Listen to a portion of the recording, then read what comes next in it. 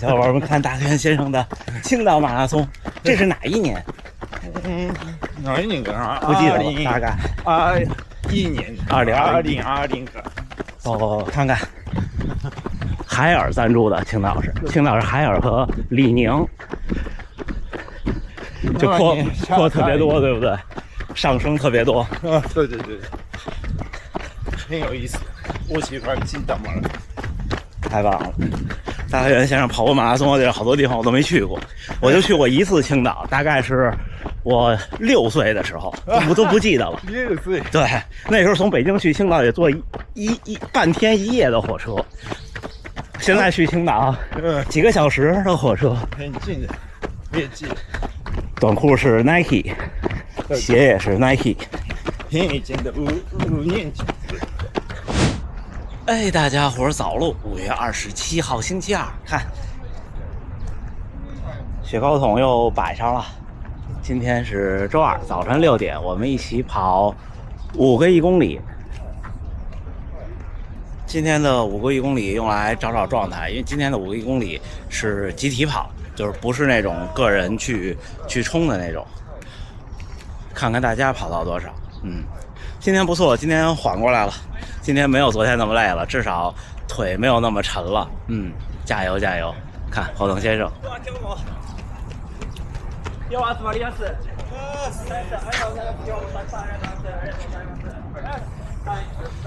热身了5公里，集合。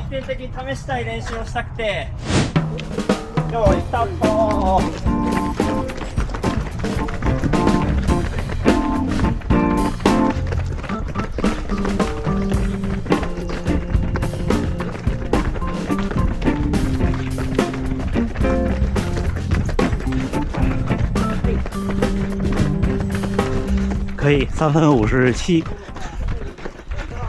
我应该是理解错了，是一共5组，从4分开始，然后第一组4分，第二组355，以此类推，到最后差不多每一组比一开始的计划快3到5秒。一般带速度都是这样，会往快的带，不会往慢的带。刚才第4个是3分38，还是集体跑，但是有跑不了1公里的小伙伴们就会从半截加入，这个设定挺好的。确实通过这种1公里的间歇是很可以看出训练的积累的。きつかったなこれ。最後1本。あと30秒取ります。行きましょう。頑張れるとこまで行きましょう。みんな頑張れる人やけど。漢字1文字。そうやな漢字や。哦。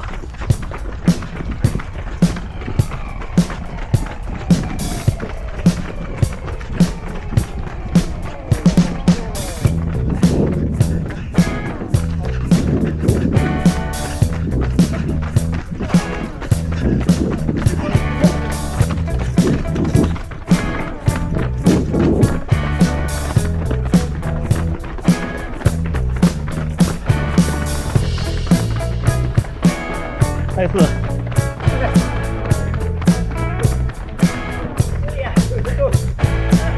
快到！啊！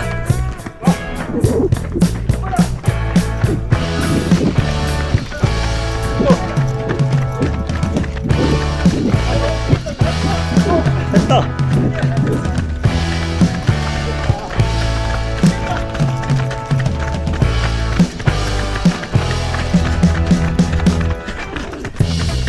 还行啊。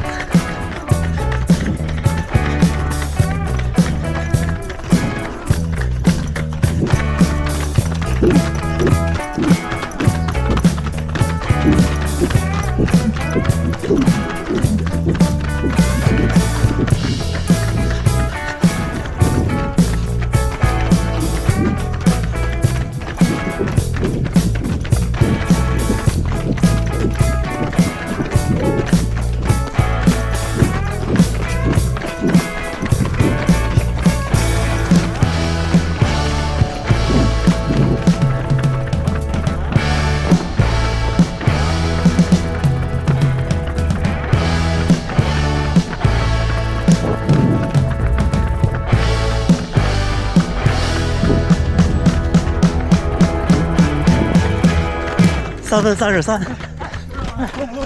ナイス。ナイス。ごめん。遅い。みんなに助けられたわ。いや、みんな早い。ねあ、イエーイ。ナイス。すごいな。すごい。どうした？ありがとうございました。はい、全然みんなこうしっかり揃っていいから。はい。明けましておめでとう。かっこいいね。ありがとうございます。OK です。ありがとうございます。最后一组举着相机3分33，就是你跑到你的 LT2 更慢的配速的时候，你的身体状态没有越过极限，你的感觉就不一样。所以提升乳酸阈值的配速，对马拉松成绩，我觉得是最有帮助的事儿，几乎是没有之一，就最有帮助的事儿，对普通人来说。因为它既考验了速度，其实也考验了耐力。因为乳酸阈值它不是你冲刺1公里或者哪怕是2公里的配速，它是一个你大概能坚持半个小时到40分钟的一个极限配速。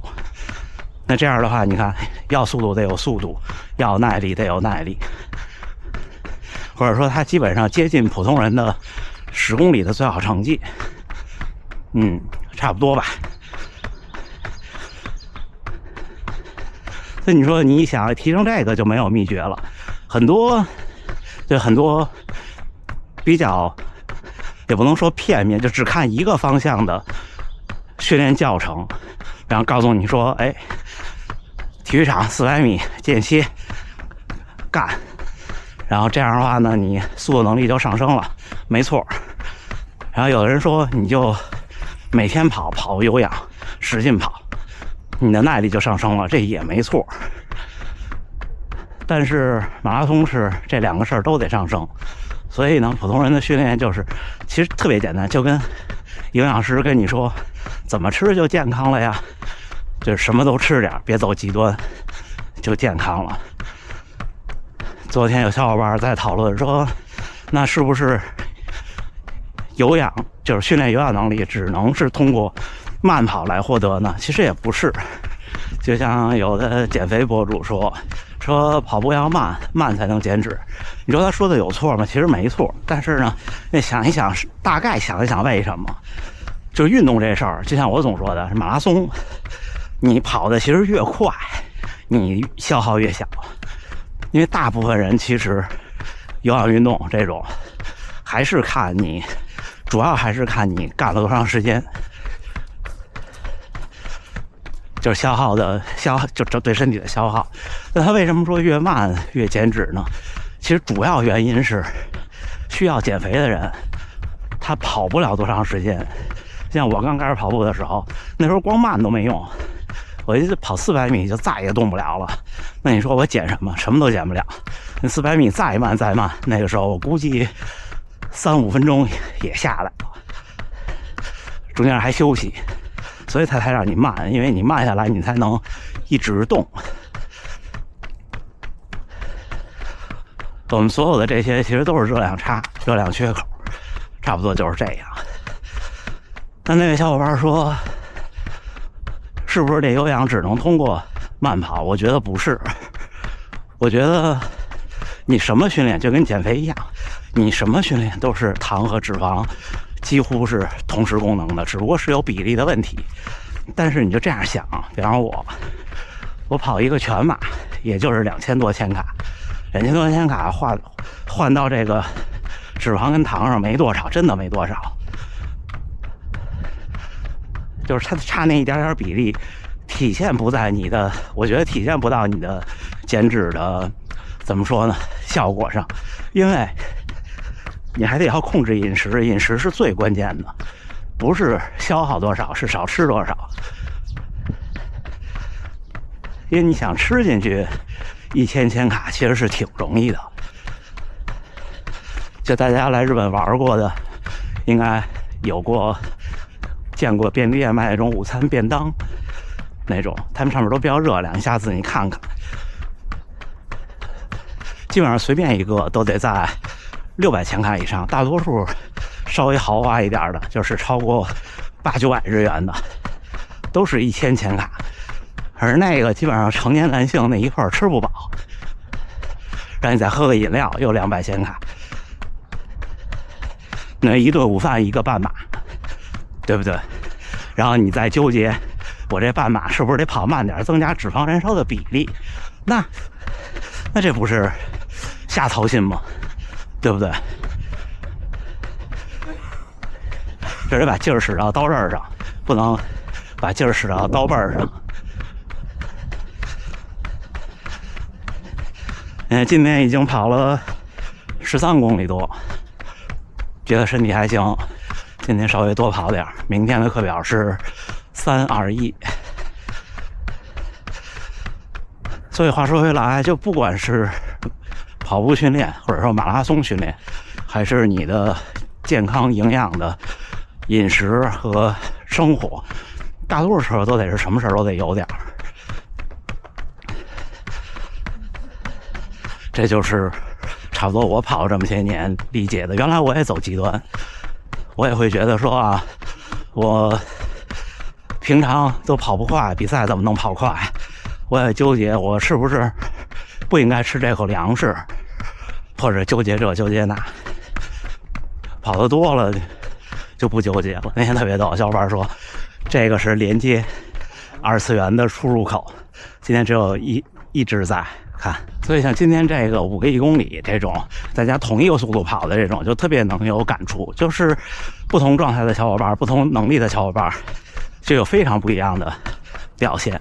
因为有的人最后比方这3分33是马拉松配速，有的人这个是他的冲刺极限的配速。相对我来说呢，这个是比我马拉松配速快，但是比半马配速慢，就比我10公里配速还慢的配速，那你的状态就完全不一样。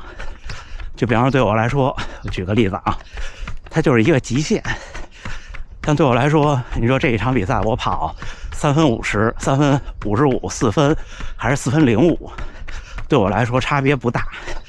但是呢，你要跟我说是跑3分45还是3分40，对我差别就很大了。就像半马，你像刚才那个1公里那样，我跑一个半马，如果是比赛状态的话，应该是很轻松的。但是呢，如果再快3秒到4秒，我想把半马跑到3分29，因为去年是3分30，我想把半马跑到3分29，那就是极限中的极限。就这4秒跟那4秒不一样。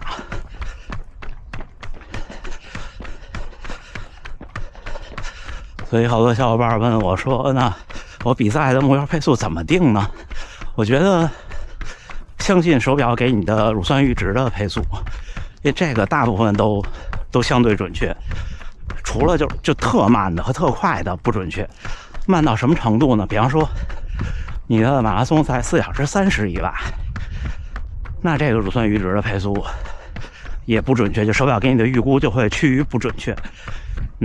我觉得在4小时以内的小伙伴都可以相信这个，按照你的乳酸阈值的配速我去查表去算，看看你马拉松的预估的最好成绩，然后自己再酌情调整，差不多就这样。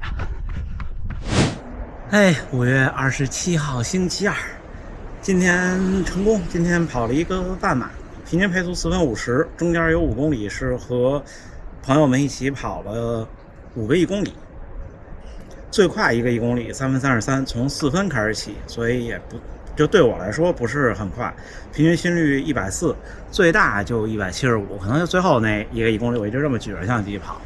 今天我也不知道今天聊的是个什么主题，反正就想到这儿了。通过在一起跑5公里想到这儿，看到了自己的以前，看到了自己的以后吧。就可能我会越来越强，我有一天可能能追上田中先生。我以前呢跑1公里间歇的时候也是那么的拼，那么的累。我记得第一次跑1公里间歇的时候，在北工大操场，2017年还是2016年忘了，可能2017年。哎呦，就两圈多嘛，2圈半对吧？跑到最后那半圈的时候，整个人都不好，包括那天我说回答那位观众的私信，那位观众后来又给我发了私信说，放平心态，静待花开，我觉得说的特别好。行，那这么着，最后还是祝大家能努力生活，健康平安。买了个饮料喝，咱们明天早晨321，3公里2公里，1公里，再见。